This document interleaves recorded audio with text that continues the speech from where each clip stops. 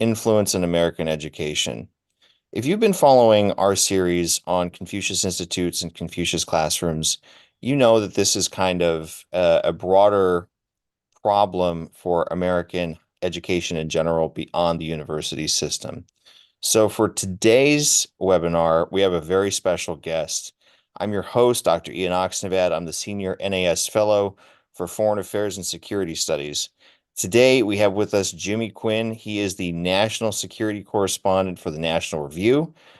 Previously, he was the William F. Buckley Fellow in Political Journalism at the National Review Institute and was recently the Novak Fellow with the Fund for American Studies.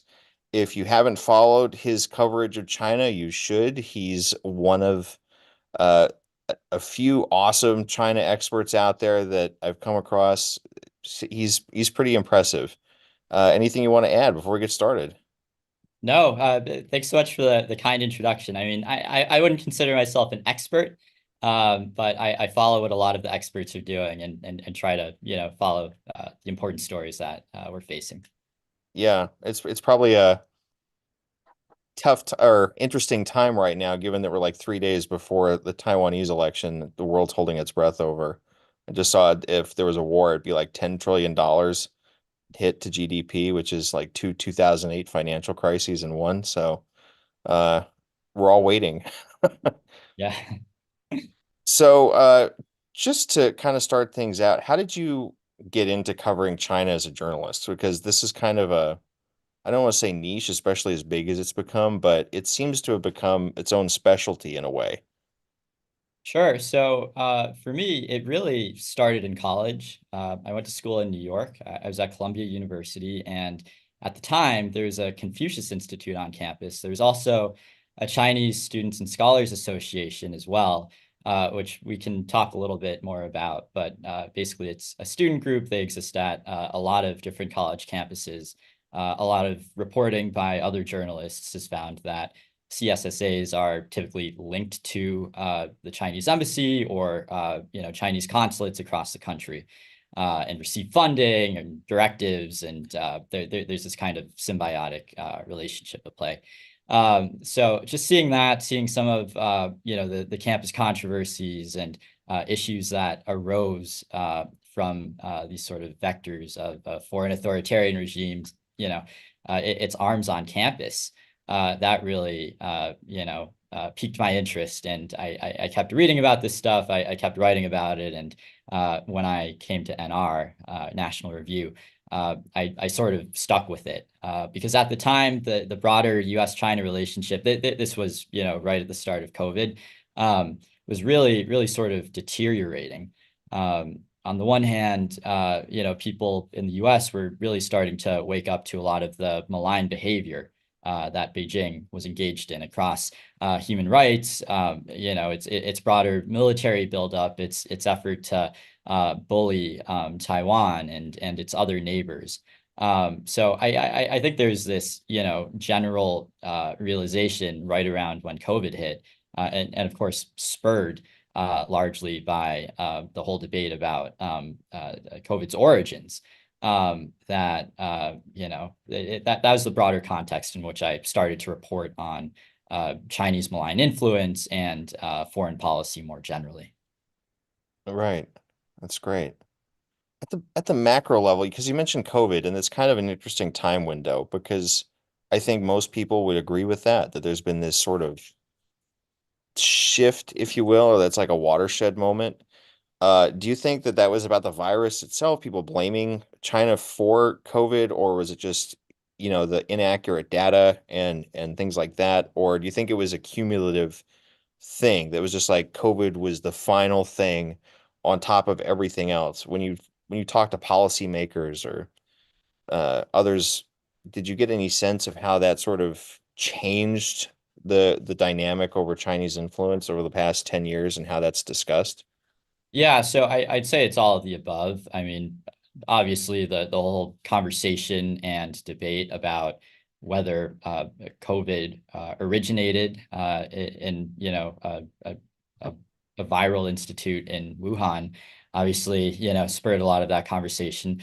But so too did Chinese wolf warrior diplomacy and these very aggressive efforts by Chinese diplomats and really officials at all levels to bully anyone who really asked about COVID's origins. I mean, we saw what happened to Australia when the Australian government at the World Health Assembly tried to or they did sponsor successfully a resolution that called for an independent inquiry into the origins question. And China responded with a trade war, effectively. It was pure retaliation. So all of that was happening, right? The origin itself, the very aggressive wolf warrior-esque response. And at the same time, the broader context was in Hong Kong, you had the imposition of a draconian new national security law by Beijing. And here you had, the PRC government, the People's Republic of China government, coming in and basically putting in place this tool with which the Hong Kong authorities have now used to effectively eliminate political dissent in the city. They've locked up, pro-democracy figures, including Jimmy Lai, the newspaper owner, who is now on trial in Hong Kong. His trial started. I mean, it's a show trial, right? It's a kangaroo court, and he will be convicted. But that started about a week and a half ago. And meanwhile, efforts to bully and harass people who have fled Hong Kong to the United States and the UK and other countries.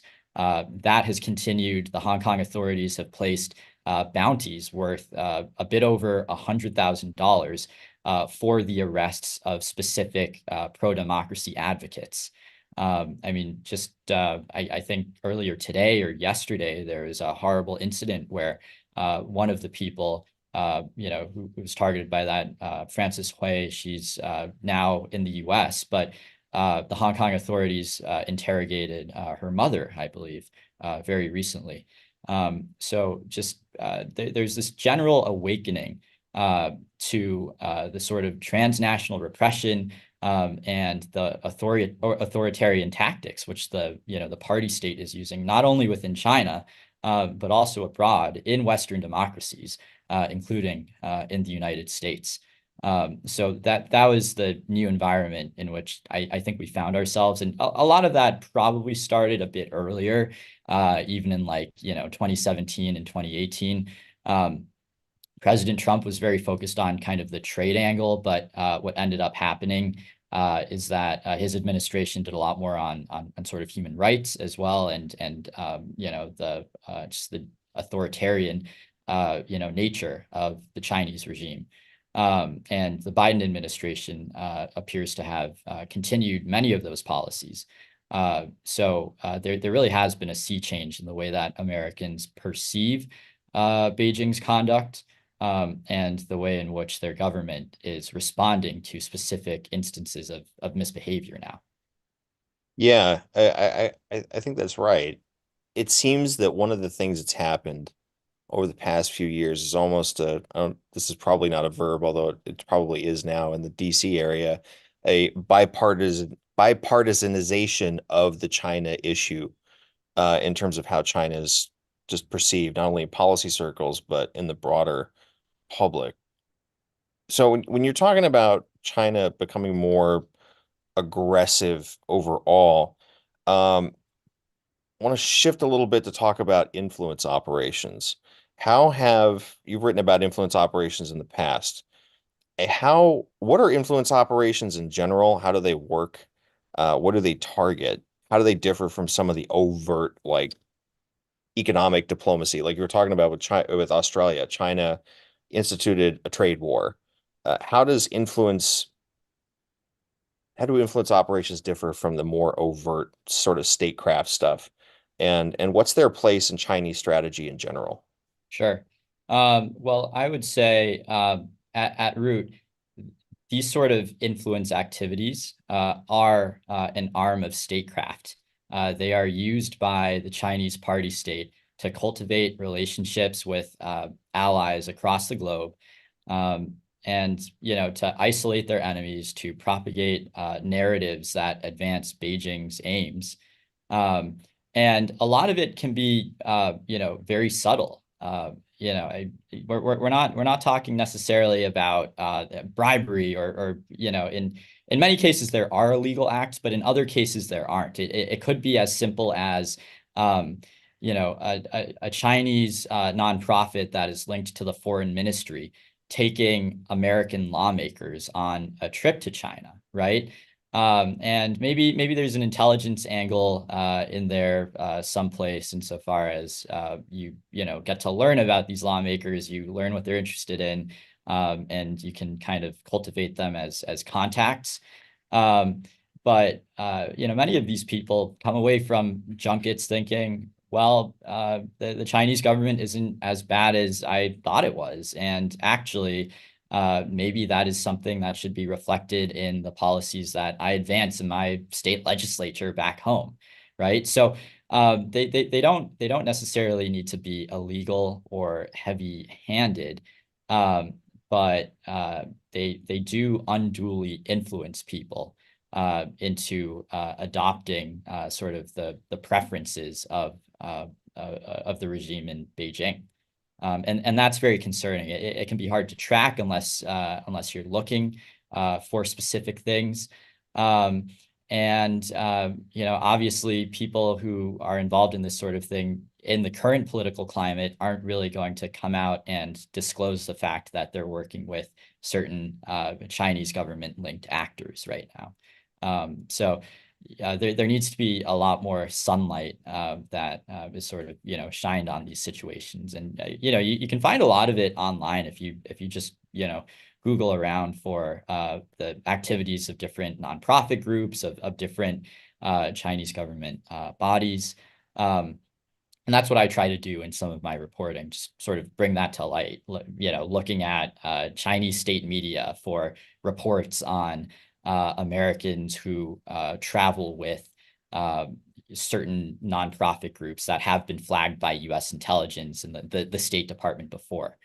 Yeah, there's a lot of work to do there. And I feel like, so we were just talking about the broader climate over the past 5 years in US-China relations. Well, ever since the meeting between President Biden and General Secretary Xi Jinping, the temperature has been turned down considerably. There's this sort of strategic pause, if you will, where the Chinese are very concerned about their economy right now for very obvious reasons. Things aren't going too well. They want to court foreign direct investment. And to do that, you can't really go around locking Americans up and raiding companies that international firms that have a footprint in China. And so there's been sort of not really a broader détente, but some of the harsher rhetoric on both sides has kind of been pulled back. And I think that the Biden administration has probably refrained from some of the more assertive actions that they would have taken otherwise, whether it's on export controls or sanctions, or there's reporting on the fact that the administration didn't want to release a report on the spy balloon that flew over the United States last February. So in the wake of that, let's say the temporary détente, more American officials have gone to China with these so-called friendship delegations hosted by certain Chinese state entities or nonprofits that present themselves as unofficial, but in fact answer to Chinese party state actors. So that's something that I've been following very closely for about the past 3 or so months, or maybe the past 2 months. Yeah. No, that's great. Because there's so much going on now with, they've been raiding companies and just other things as well. Especially, the South China Sea, you've seen tensions ratcheting up. You've seen European countries sort of step back from China a little bit, like Italy's kind of pulling out of the Belt and Road. But in the US in particular, why is the US more vulnerable, or maybe it's not, but why does it seem to be more vulnerable to influence from the Chinese Communist Party, particularly in the education domain, but putting that education aspect into the broader context of American society and our federal system and, sort of 10th Amendment locales, et cetera, how is the US more vulnerable, or why does it seem to be more vulnerable, especially in education, to these kind of operations? Yeah, I mean, I think it's sort of difficult to compare to, other comparable countries when you're talking about like other Western democracies. But I'd say that, you know, open democratic societies with a strong rule of law tend to be vulnerable to these sorts of activities because we have protections for freedom of expression, right? Anyone can go out and protest or write something in a newspaper. It's not necessarily illegal for the China Daily or for other propaganda organs, because that's what state media are, right? They're arms of propaganda for the Chinese party state. It's not illegal for them to operate in the United States. So I think that as US officials have picked up on these sorts of activities and they've learned more about how Beijing tries to influence Americans directly, they've realized, hey, we need new safeguards in place. We need to take new steps that don't sort of infringe on people's freedoms, but allow Americans to be more aware of what these activities actually are, who's behind them. So a lot of it's public awareness. You need to have a lot more regulatory stuff. The Foreign Agents Registration Act is a law from the 1930s.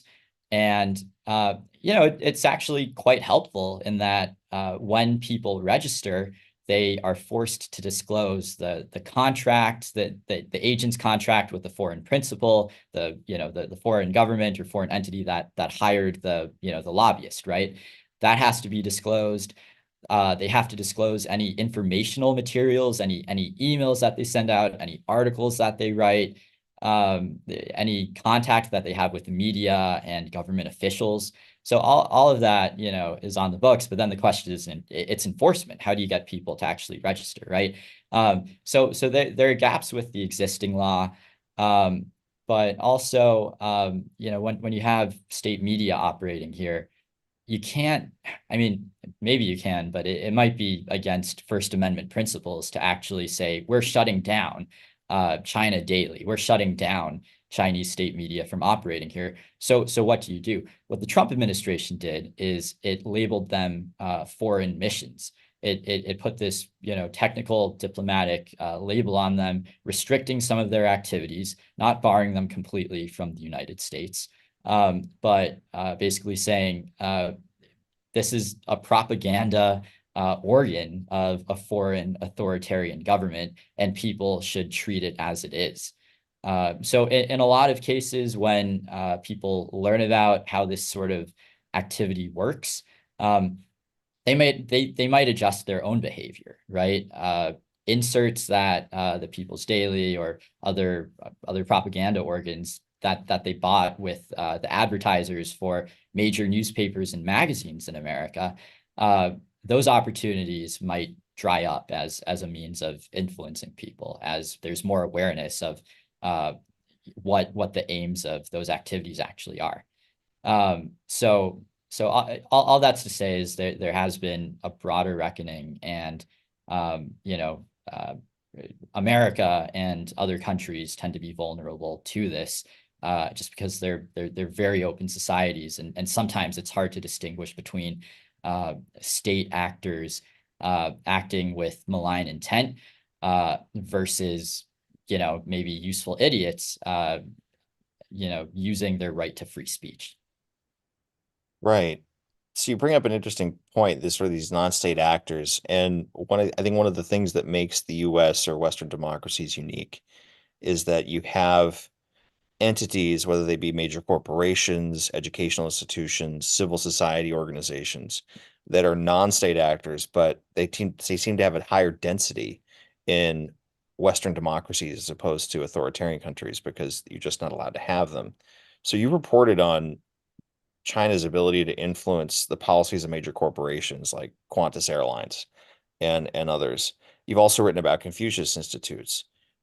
Putting these sort of, if you have private sector companies on one hand and like education institutions on the other. How does China differ in how it approaches these organizations or these different entities? Is there a similarity in terms of the goal or the tactics that they use? Sure. I think that these entities have uh, different things that they're sensitive to, right?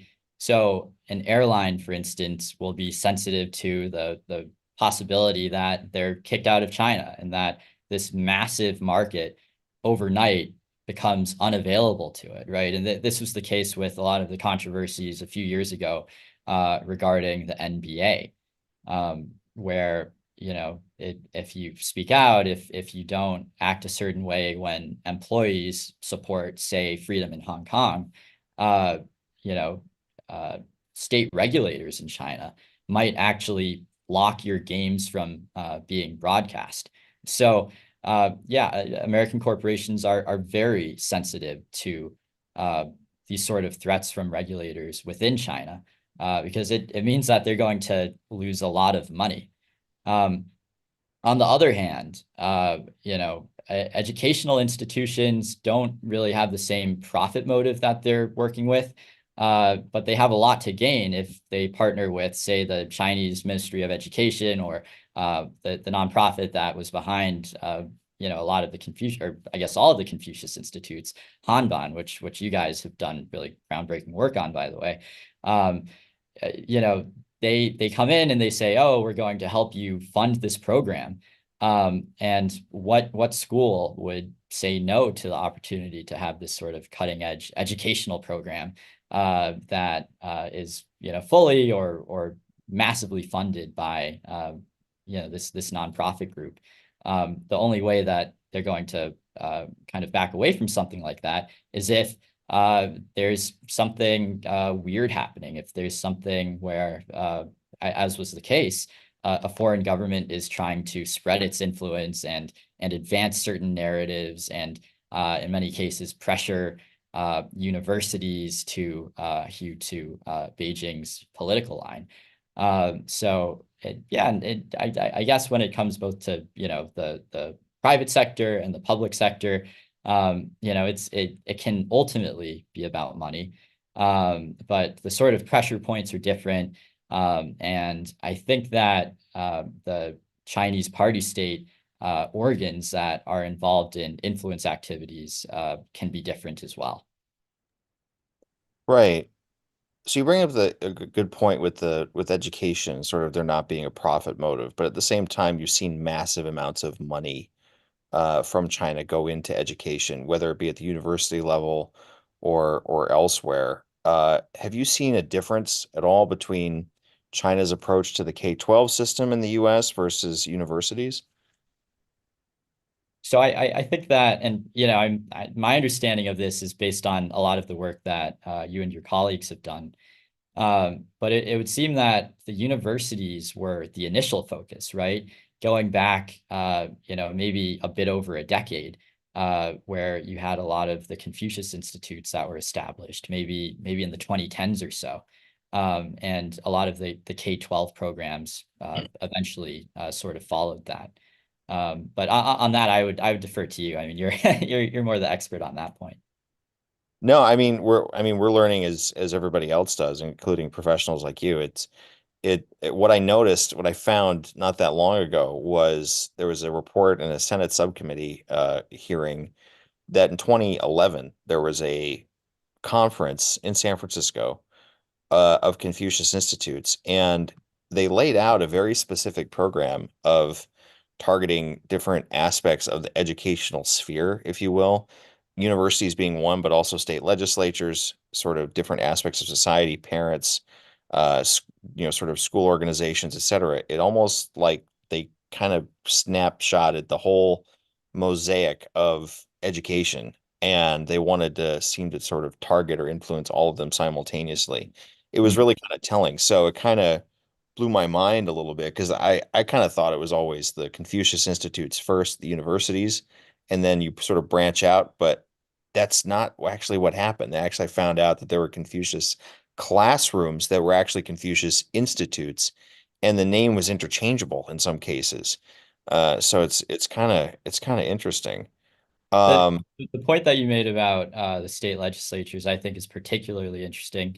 There's one case that I tracked recently where there's a friendship delegation from a specific state that went to visit China recently for meetings with the Ministry of Education and the Ministry of Foreign Affairs, as well as some other organizations.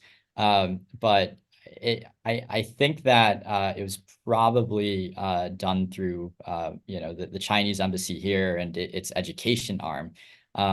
And that sort of the point that they were focusing on was the dual language immersion classes that may have previously been funded by the Ministry of Education.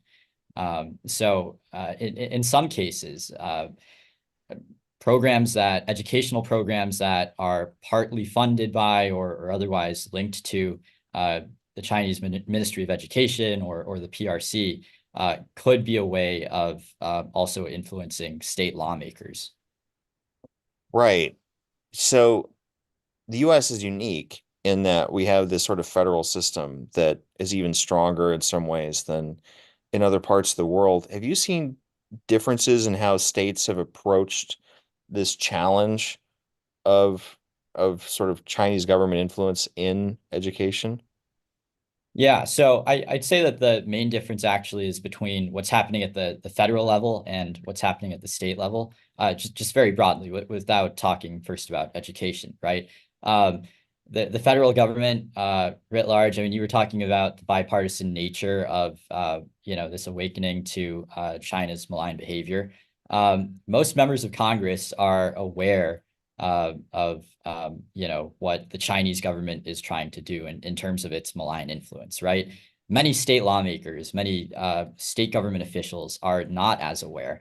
And there's this sort of gap where I think the intelligence community is trying to get the word out to state level lawmakers. They published a bulletin about a year and a half ago where they extensively warned about all of the different ways in which Beijing exercises its influence on the state level.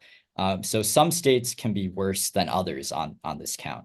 I think that in New York, a lot of lawmakers and local officials have very extensive contacts with the Chinese consulate here in Manhattan, even to the point where they're attending events that are put on by the Chinese consulate or groups that are friendly with it in the New York area.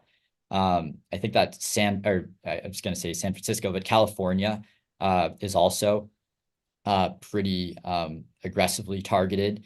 I think there have been, including Governor Gavin Newsom's trip to China in November, there have been a few state lawmaker delegations that have gone to China and that have met with the Chinese People's Association for Friendship with Foreign Countries, which is a front group that is believed, I think, to work with the foreign ministry or other entities within, China's sort of diplomatic corps. It's one of these unofficial nonprofit things that is actually an arm of the Chinese government.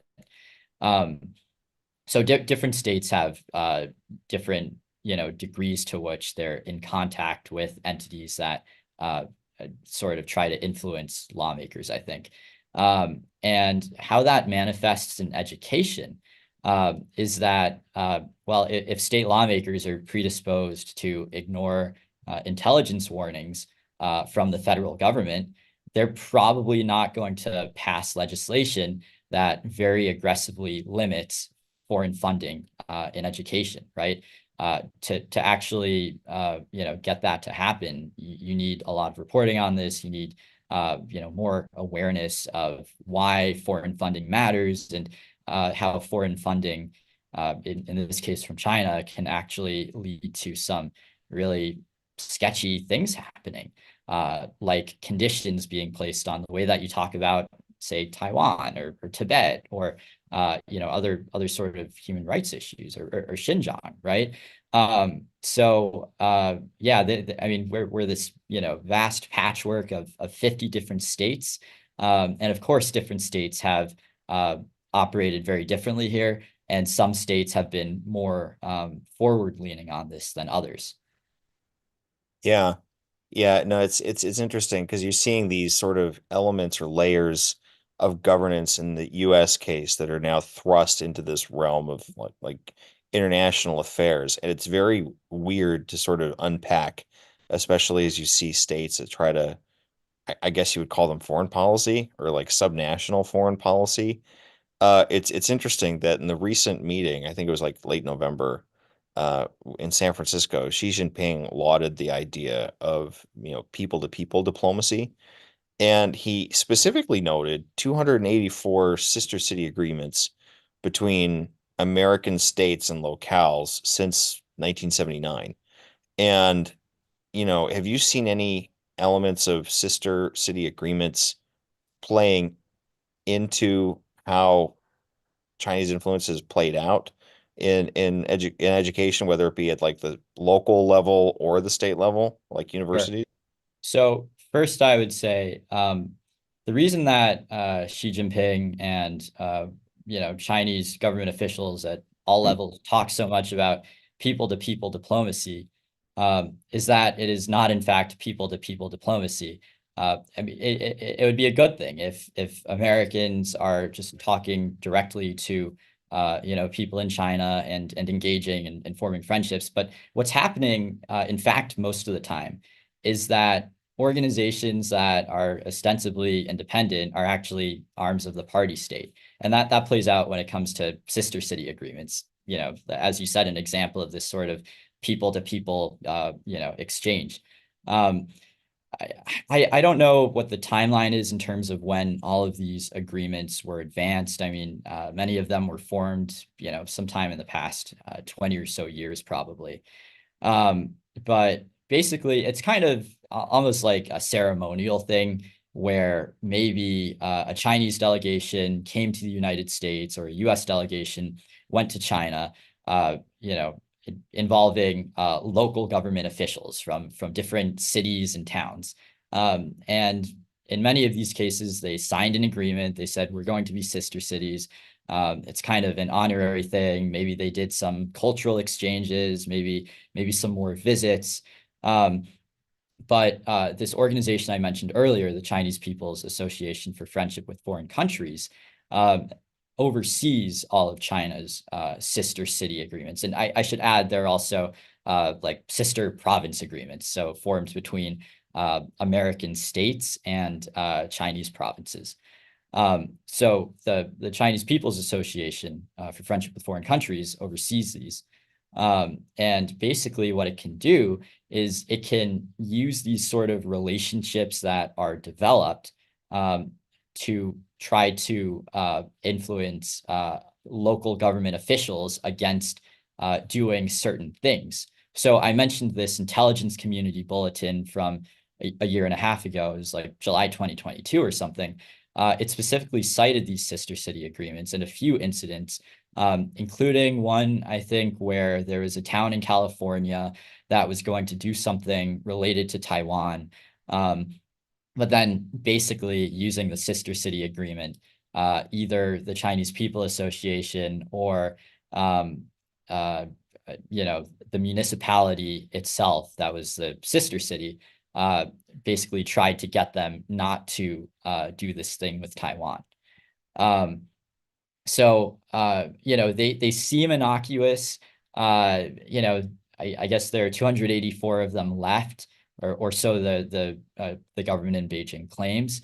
And it might be the case that not all of them have been necessarily used yet like this. But the problem is that it's an avenue that exists for the Chinese government to coerce even very lower level municipal officials. And that is a huge concern. That's a relationship that probably should not exist, and that coercion should not happen from a foreign government. But it's a tool that has been used. Right. I think that's the disconnect. I think China sees, rightly so, sister city agreements and these organizations as extensions of the party state, whereas in the US we don't really see local city councils or state governments as extensions of the federal government or a specific party necessarily to the same degree. And that seems to be part of the reason that there's an onus now on the part of these subnational levels of government in the US to actually sort of step up and defend elements of sovereignty, interest, vital, whether it be critical land areas that are being bought up, et cetera, or education. Have you seen anything with school boards?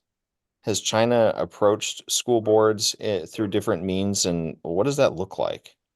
So that is a great question. It's one that I am personally very curious about.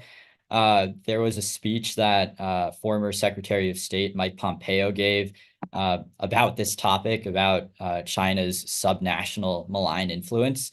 And in it, he referenced a specific incident where I guess a PRC government actor or someone from the Chinese Communist Party's United Front networks showed up at a school board meeting. Yeah, I'd like to learn more about that specific incident, but unfortunately, I don't have more on that right now. Yeah, it's interesting.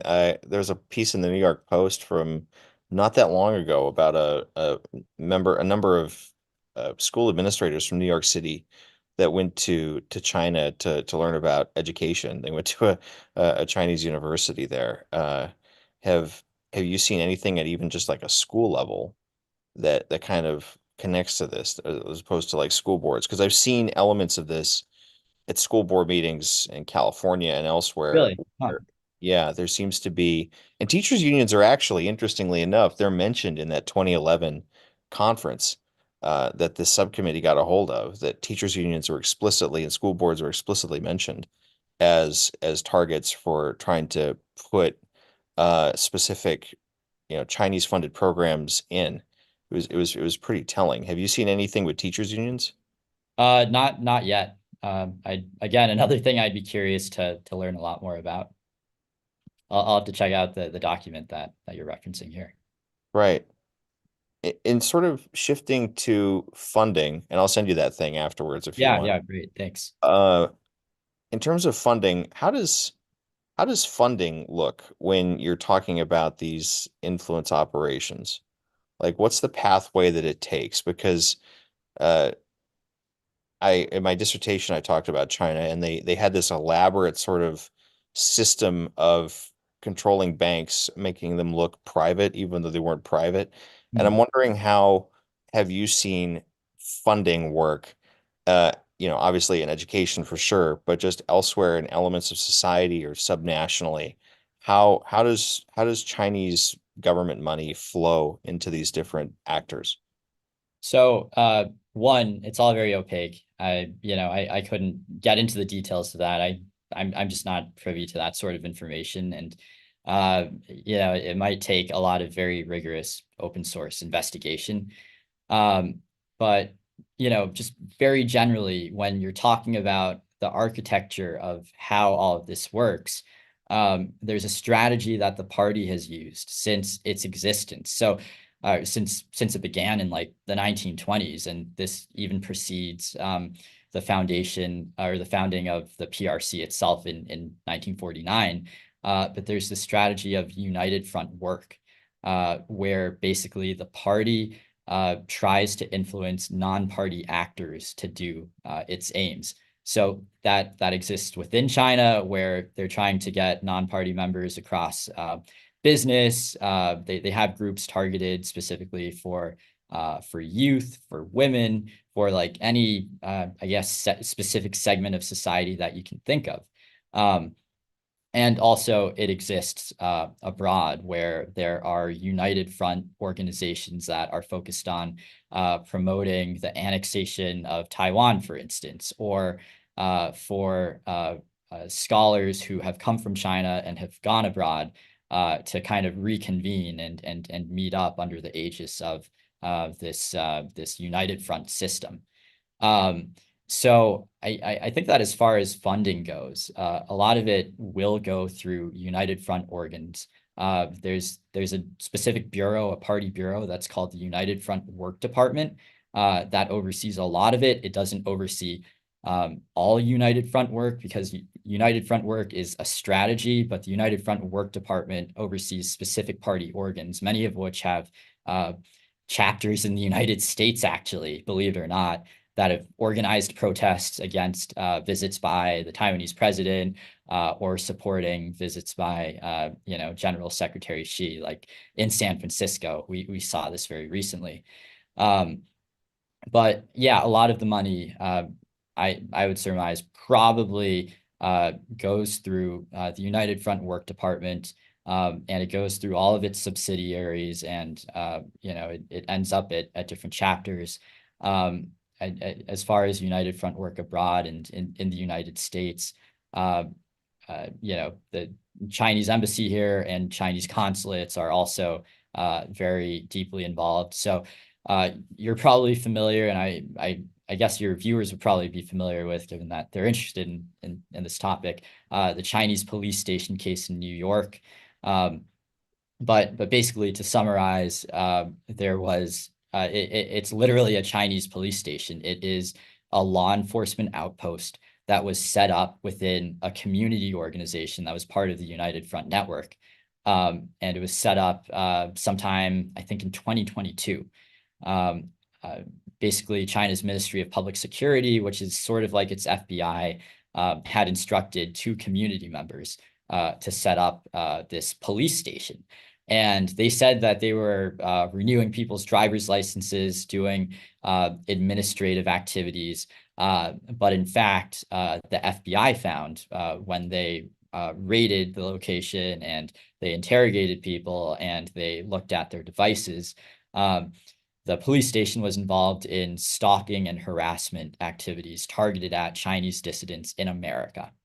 And so why this relates to the funding piece is that one of the things that the FBI found on one of the suspect's phones, he's now the defendant in a federal criminal case that's ongoing in Brooklyn. But one of the things that the FBI found, or actually, sorry, this wasn't on his phone. This was during his interview, the suspect's interview with the FBI. He admitted to organizing some of these protests to support Xi Jinping when he visited in 2015, when he visited Washington in 2015.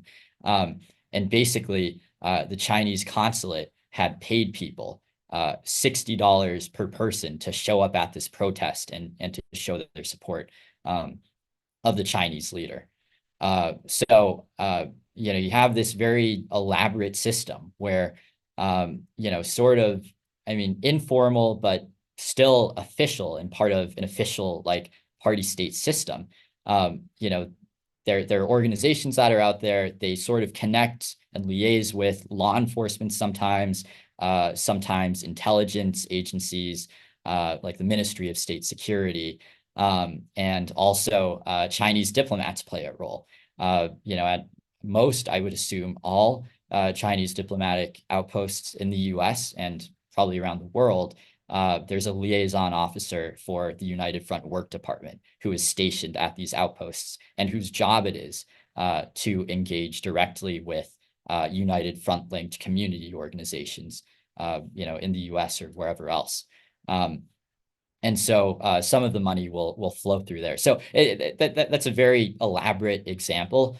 But it's the point is it's all very opaque until you can trace it back to things that happen on US soil and are occurring basically in plain sight. Right.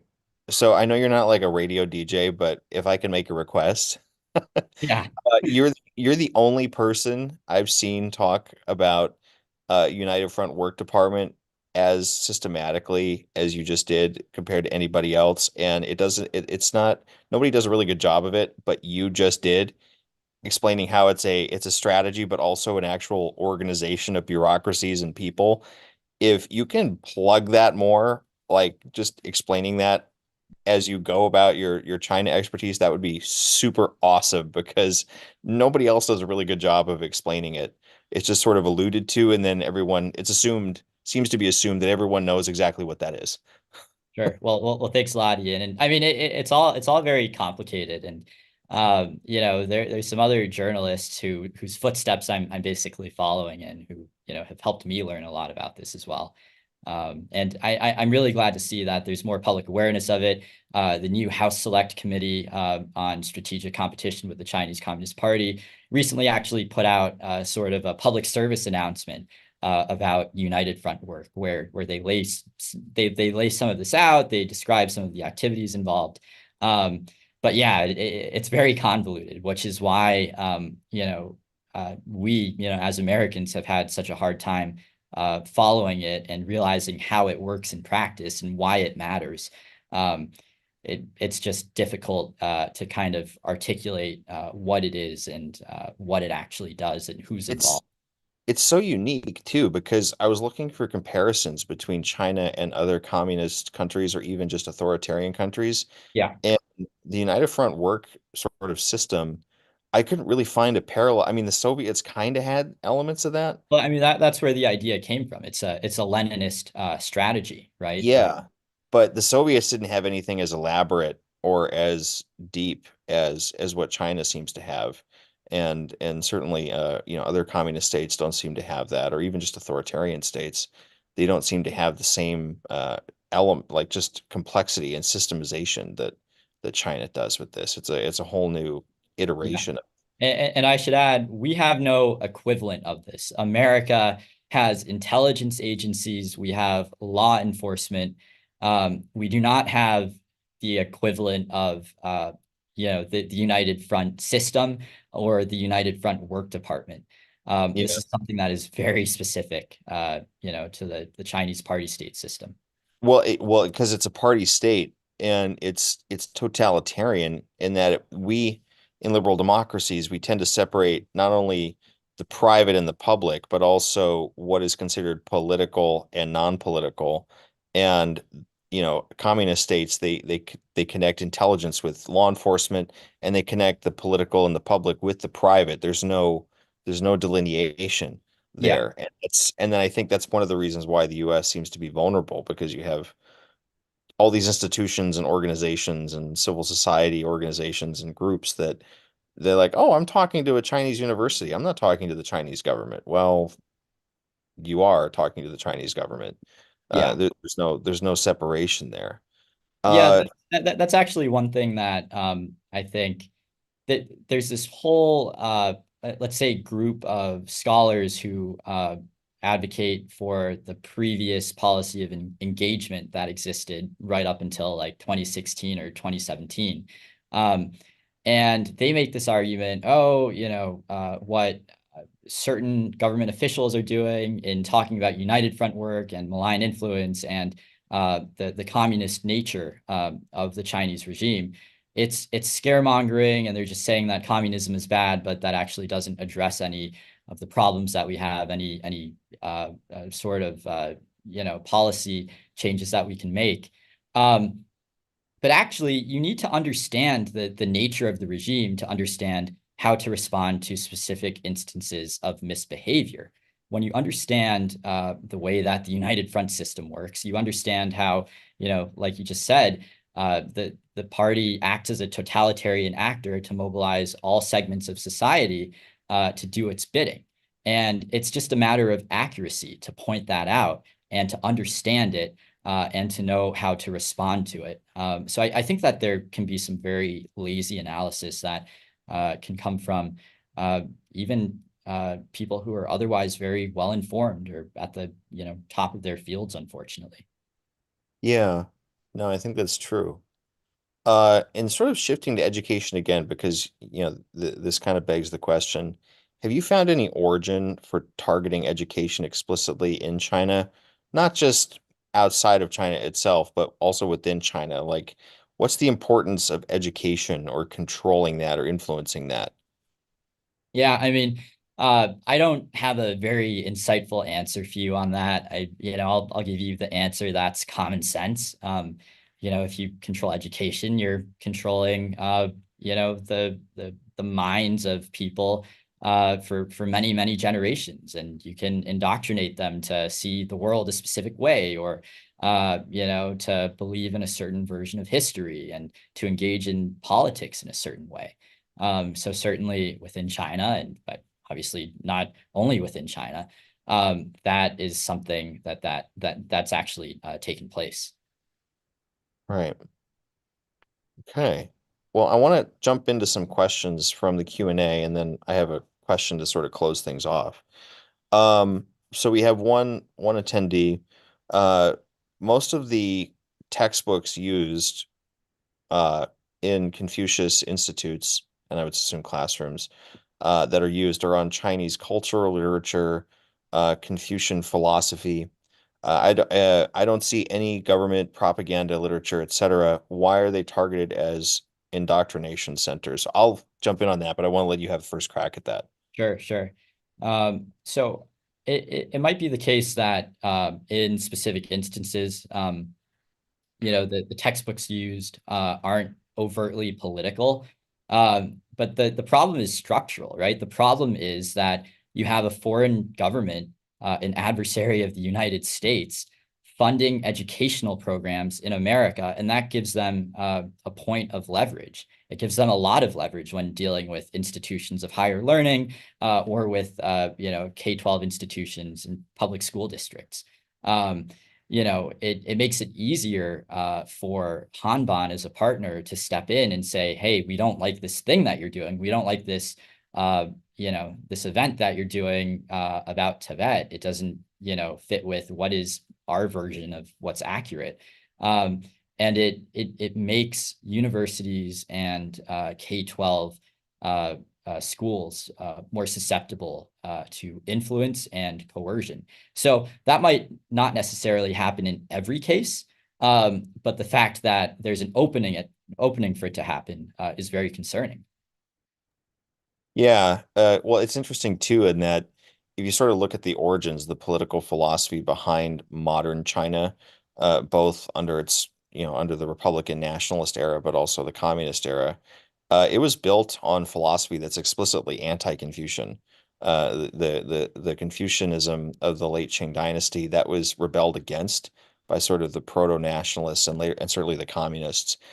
There's not Confucian philosophy in these textbooks. I haven't seen anybody talk about Confucian philosophy in any mention of these books. Actually, in South Korea, there was a demonstration. A number of organizations came out against Confucius Institutes, and they kind of went through it, and they were showing that there's nothing Confucian about filial piety or commitment to family, etc., and ethics that you would find in Confucianism in these books.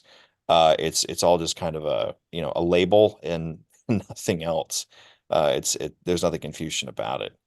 Uh, is China taking a page from the Qatari playbook or vice versa? This is another question from an attendee. Yeah, I assume your attendee read the same article that I read this morning in the Free Press about that crazy map of the Middle East in a New York City school that did not acknowledge Israel. It labeled all the countries around Israel, didn't say Israel. Listen, I'm not sure. I don't know what the broader timeline looks like. I haven't really focused on Qatar's influence in American education. But it just goes to show China is not the only player in this game. There are a lot of authoritarian actors who want to influence Americans. And so it's something that we all need to be on guard about, not only when it comes, from the Chinese government. Yeah, and I think this sort of gets back to the authoritarian advantage, I would say, when it comes to influence, because there's no delineation between public and private or political and non-political. So if you're talking about Russia or Iran, China or Qatar, the Western democracies don't have the same sort of extension mechanisms for influence that totalitarian or authoritarian regimes do. Uh, Kind of going back to some of my questions, for education reformers interested in countering this or elements like if whether it be from Qatar or China, etc., have you seen any success from policymakers, grassroots activists? What does that look like between the two? Do you have any examples of that? Sure. So this is one example that, frankly, I'll be honest, I haven't read enough about, but I'm just aware of specific laws that have passed at the state level to limit foreign funding or require stringent new disclosures of foreign funding in higher education, to require new lobbying disclosures. So these are political, policy, and legislative victories for anyone who cares about transparency and limiting the reach of authoritarian actors into American education. So Florida did this. There's a debate about what's going to happen in Utah. Um, I need to check if that actually passed or not. I know there were a few bills that were proposed. I don't know if they ended up passing and becoming law. On the grassroots level, I think Parents Defending Education did a great report on the K-12 situation about, I mean, they called Confucius classrooms, I guess, little red classrooms. So that was some research that got a lot of attention. It got people talking, and it seems to hold up pretty well. So yeah, I think this is something that we'll see a lot more action on in the months and years ahead. It just seems like, every month we learn about crazy new things that happen, whether that is China's influence, the influence of other actors. And I think that these new revelations will continue to inspire people to take action. So here's a great question to close, and I want to kind of kick it to you first, and we have plenty of time left. But this is from one of the attendees. It seems as though we are looking for demons everywhere. Mm. Is there any interaction that's not troubling to you? Uh, so to kind of unpack that, why is this different, for example, than let's say Instituto de Cervantes from Spain or any other program like that with India, for example, or the UK or South Korea, why or Japan? Why is this different? This is different because all of those other programs are operated by foreign countries, but um, what's different is the nature of the regime, what it tries to do, what it tries to convince Americans of, and what its ultimate goals are, which I think most people would agree are contrary to American national security. Uh, the types of influence operations that we just talked about basically make it harder for people to do the right thing or to speak out, or to acknowledge horrific things that a foreign authoritarian government is doing. Um, and that's why it's so troubling. The same thing is not the case for an institute that Germany or Spain founds, even though they might have their own angles. And Ian, you can correct me if I'm wrong, but the programming side of things might also be a little different, how it's actually structured, right? There might be less control. The contract might be subject to a little less secrecy as well. But yeah, there's that transparency aspect too. Yeah, most of those other programs, if you look at them, they're well, not only these democratic countries and like long time allies of the US, but they're also oftentimes completely subcontracted to independent entities that have independent authority mechanisms. They're locally controlled. It's not China. And I kind of cap that off. We're not looking for demons everywhere. Because as there are very few countries actually that we're sort of raising alarm about, China being one of them. It's not Spain, it's not Mexico, it's not Japan, it's not India. This is the party state. It's if you flash back in time, 90 years ago, you would not want extensive German programs funded by Germany in American schools, for the same reasons that you don't want these programs necessarily in K through 12 classrooms or universities. I don't think that's a massive leap. at all, because you're talking about very similar systems of government, similar ideologies in some cases between the Soviet Union, even Nazi Germany and China.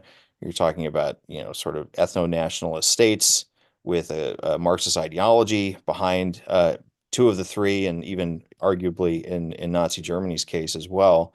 And it's just an element of educational sovereignty. Do you want foreign competitors or adversaries in your classroom? It just seems weird. Um, so to sort of kick it back to you, any closing thoughts on what you're working on in the future about this problem, or where you see things going? Because we're looking at the election in Taiwan. Where do you see all of this saga heading in the next year? Well, that's a very big question. So yeah, what I think is, as far as the very specific uh, topics related to Chinese influence that we just talked about, as I said at the start, we're seeing this sea change in the previous downturn in U.S.-China relations, where the broader competition is cooling down a little bit. And also, after the end of the zero COVID policy, China has reopened. More Americans are able to visit now, compared to, during COVID, when they simply weren't able to go. Um, and what we're going to see is more visits by American officials. I'm not talking about this sort of big picture diplomatic trips where, Secretary of State Antony Blinken or Treasury Secretary Janet Yellen went last summer. I'm talking about these other examples that I noted, where kind of a shadowy entity connected to the United Front apparatus invites state lawmakers, prominent civil society actors, and other people who might not know any better, or who do know better and yet choose to go anyway. So we're going to see some more of those visits. I mean, I just feel like I'm kind of inundated with different stories that I have to do on the friendship delegations that have gone to China, and their interactions with these very malign influence groups that the US government has warned about multiple times.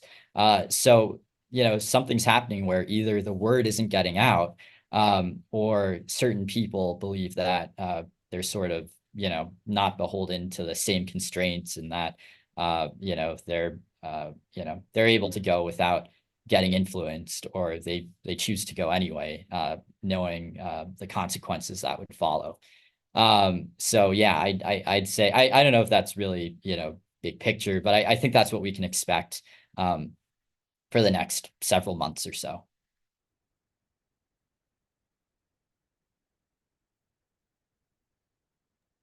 Well, thank you for that.